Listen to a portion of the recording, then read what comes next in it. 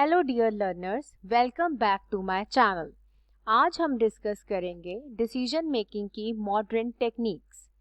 पहले 2 पार्ट्स का description box में मैंने लिंक दे दिया है और आप चैनल को सब्सक्राइब कर लीजिए ताकि कोई भी वीडियो आपकी मिस ना हो। So let's start these techniques. आज हम डिस्कस कर रहे हैं modern techniques of decision making. अब इन मॉडर्न टेक्निक्स की ज़रूरत क्यों पड़ गई? बिजनेस आजकल के टाइम में एक भूल भुलैया जैसा हो गया है। जैसे कि एक इमेज दिखाती है कि इतने ऑल्टरनेटिव्स हैं, सिचुएशन इतनी कंफ्यूजिंग हो गई है बिजनेस की कि डिसीजन मेकिंग के नए नए तरीकों की बहुत ज़्यादा नीड फील हो रही है। बिजनेस एनवायरनमेंट चैलेंजिंग हो गई है, तो जैसे जैसे इन्वायरमेंट बदल रही है वैसे ही डिसीजन मेकिंग के नए नए तरीके आते जा रहे हैं। तो आज हम इन्हीं सारे टेक्निक्स को डिस्कस करेंगे। तो ये सारे तरीके जो हैं ये नॉन प्रोग्राम डिसीजंस के लिए यूज़ किए जाते हैं। नॉन प्रोग्राम डिसीजन मैंने फर्स्ट पार्ट में बहुत अच्छे से एक्सप्लेन किए थे, फिर भी एक बार रिकैप देते हुए मैं आपको बता देती हूँ कि ये वो डिसीजंस होते हैं जिनके अंदर क्लैरिटी की कमी होती है और एक मैनेजर को अपनी जजमेंट के ऊपर रिलाई करना पड़ता है। Non program decisions top level managers लेते हैं। इमेज को देखिए, बहुत सारे ऑल्टरनेटिव्स हैं, क्लैरिटी नहीं है, प्रॉब्लम के बारे में समझ नहीं है पूरी तरह, तो ये होते हैं नॉन प्रोग्राम डिसीजंस। इसके लिए मॉडर्न टेक्निक्स बहुत हेल्पफुल हो सकती हैं। फर्स्ट टेक्निक है ह्यूरिस्टिक टेक्निक। इमेज को देखकर आपको समझ आएगा कि एक प्रॉब्लम के कई सारे पार्ट्स कर दिए गए हैं।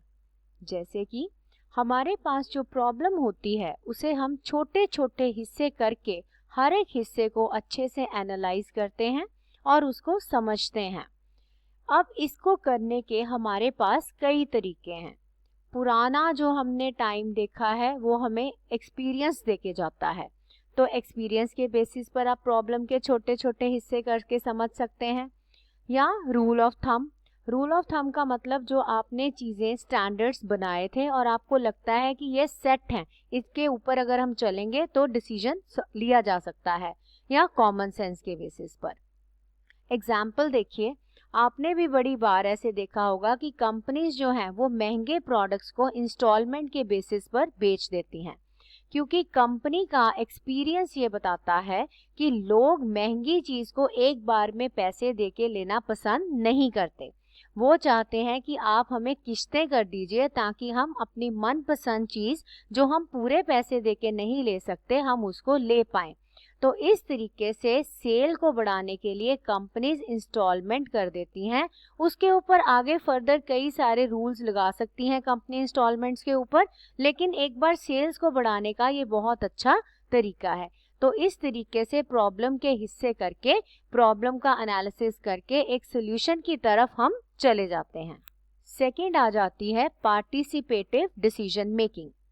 पार्टिसिपेटिव का मतलब क्या होता है कि जितने भी लोग हमारी ऑर्गेनाइजेशन में काम कर रहे हैं, चाहे वो जिस लेवल पर भी काम कर रहे हैं, डिसीजन लेने से पहले उनकी राय को सुना जाता है।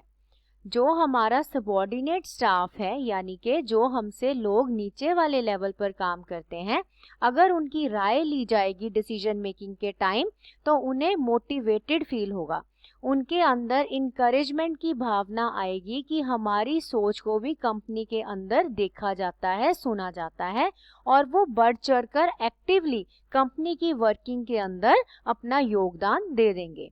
तो पार्टिसिपेटिव डिसीजन मेकिंग एक बहुत बढ़िया तरीका है जिससे हम अलग अलग लोगों की राय ले सकते हैं प्रॉब्लम के ऊपर, ताकि डिसीजन मेकिंग एक्यूरेट हो सके।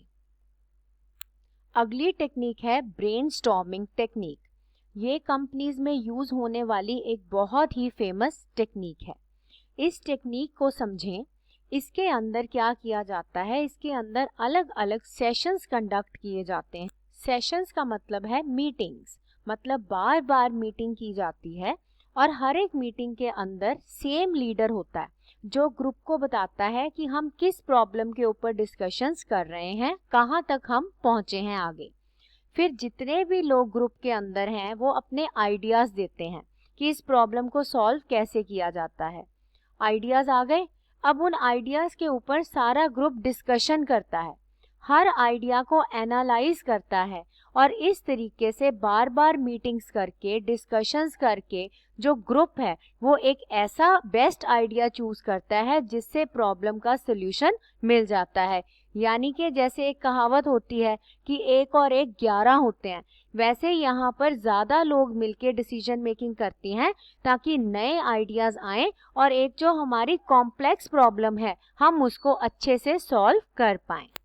अगली टेक्निक जो नॉन प्रोग्राम डिसीजन के लिए यूज़ की जा सकती है उसका नाम है डेल्फी टेक्निक। डेल्फी टेक्निक काफ़ी हद तक ब्रेनस्टॉर्मिंग का ही तरीका है, लेकिन कुछ फ़र्क है। फ़र्क क्या है कि इसके अंदर जो ग्रुप मेंबर्स हैं वो कभी मिलते नहीं हैं फेस टू फेस, यानी सब लोग अलग अलग प्लेसेस पर होते हैं, या कह लो अलग शहरों में, या इवन आजकल के टाइम में तो अलग अलग देशों में भी होते हैं। तो वो एक दूसरे के साथ कम्युनिकेट कैसे करेंगे?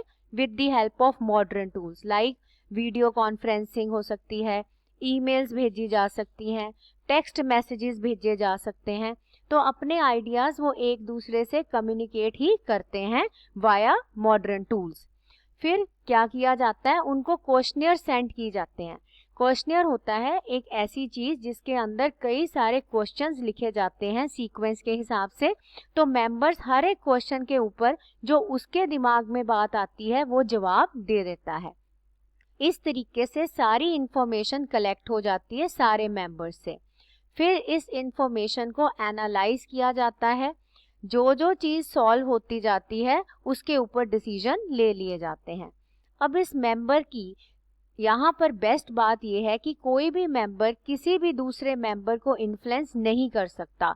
क्यों? क्योंकि वो कभी मिलेंगे ही नहीं फेस टू फेस। तो हमेशा कम्युनिकेशन जो है वो बड़ी ही सही तरीके से चलेगी, बिना बायस के, बिना इन्फ्लुएंस के। और इमेज में देखिए पार्टिसिपेंट्स अपने आइडियाज़ देते जाएंगे एक दूसरे को, डिस्कशंस जो हैं वो कम्युनिकेशन चैनल्स जो हैं उसके थ्रू होती जाएगी, और ये तब तक दौर चलता रहेगा जब तक एक कंसेंसस मतलब सहमति तक लोग नहीं पहुंच जाते और प्रॉब्लम का सल्यूशन नहीं मिल जाता। So this is the innovative technique in which modern methods are used, modern tools are used. अब है नॉमिनल ग्रुप टेक्निक। देखो ये भी एक ग्रुप की ही टेक्निक है जिसमें कई सारे मेंबर्स अपने आइडियाज़ देते हैं, लेकिन ये भी पुरानी दोनों से फ़र्क है। फ़र्क कैसे है? इसके अंदर जितने ग्रुप मेंबर्स हैं वो सब इंडिपेंडेंटली मतलब अलग अलग सोचते हैं, उनको प्रॉब्लम बता दी जाती है तो जैसे वो उस प्रॉब्लम के ऊपर खुद से डाटा इकट्ठा करते हैं, खुद से सोचते हैं, पहले कोई डिस्कशन नहीं की जाती, हर इंसान अपना अलग अलग आइडिया के ऊपर दिमाग लगाता है और जब वो उसके ऊपर प्रॉब्लम के ऊपर अपना कोई नया आइडिया ढूंढ लेता है उसके बाद मीटिंग स्टार्ट होती हैं। इमेज को देखिए कि जब मीटिंग स्टार्ट हुई है तो हर एक एम्प्लॉय उस प्रॉब्लम को सॉल्व करने के लिए एक अलग आइडिया लेके आया है, यानी अर्ली स्टेजेस पर कोई डिस्कशन नहीं होगी, पहले सारे अपना काम करेंगे, आइडिया सोचेंगे, उसके बाद इंटरेक्शंस होनी शुरू होंगी। तो इंटरेक्शंस होनी शुरू हो जाएंगी, सबके पास अपने अपने आइडियाज़ हैं, हर मेंबर अपना आइडिया मीटिंग में बताएगा, दूसरे लोग उसके आइडिया के ऊपर अपना व्यू पॉइंट्स देंगे। तो इस तरीके से जो आइडियाज़ यूज़फुल नहीं हैं वो साइडलाइन कर दिए जाएंगे, उनको डिस्कार्ड मतलब ख़त्म कर दिया जाएगा और एक ऐसा आइडिया निखर कर आगे आएगा जिसके अंदर प्रॉब्लम का सल्यूशन होगा। तो इस तरीके से सब लोग अपना 100% देंगे और एंड में बेस्ट आइडिया को चूज़ करके प्रॉब्लम को रिजॉल्व कर दिया जाएगा। Quality circles. क्वालिटी सर्कल भी एक ग्रुप डिसीजन मेकिंग की ही टेक्निक है, लेकिन इसके अंदर जो एम्प्लॉयज़ एक क्वालिटी सर्कल का पार्ट होते हैं वो कम लोग होते हैं, यानी स्मॉल ग्रुप होता है और ज़्यादातर ये ग्रुप एक ही डिपार्टमेंट का होता है, यानी एक ही डिपार्टमेंट के लोगों में से चूज़ किया जाता है एक ग्रुप। अब यहाँ पर क्वेश्चन अराइज होता है कि चूज़ कैसे करना है? तो यहाँ पर जो लोग वॉलंटियर करना चाहते हैं मतलब खुद से आगे आए हैं कि हमें ग्रुप का पार्ट बना लो, उन्हें किसी ज़बरदस्ती से ड्यूटी देके आगे नहीं लाया गया है, अपनी मर्जी से लोग आए और एक ग्रुप का पार्ट बने। रेगुलरली वो लोग मीटिंग करेंगे, प्रॉब्लम के ऊपर सारा एनालिसिस करेंगे, ढूंढेंगे कि क्या क्या इसका कॉज है प्रॉब्लम का, सब लोग अपने आइडियाज देंगे और जो उनकी प्रॉब्लम है उनके डिपार्टमेंट की उसको वो सॉल्व करेंगे। तो इस तरीके से क्वालिटी सर्कल के अंदर हर डिपार्टमेंट एक ग्रुप बना के अपने डिपार्टमेंट की प्रॉब्लम को सॉल्व कर सकता है। इसके साथ ही हमने डिसीजन मेकिंग की मॉडर्न टेक्निक्स को कंप्लीट किया। पुराने वीडियो लेक्चर्स में भी हमने ट्रेडिशनल टेक्निक्स डिस्कस करी थी। विद दिस हमारा कंप्लीट हो गया डिसीजन मेकिंग का topic. So I will be back with the new topic. Till then keep learning, stay happy. Thank you very much.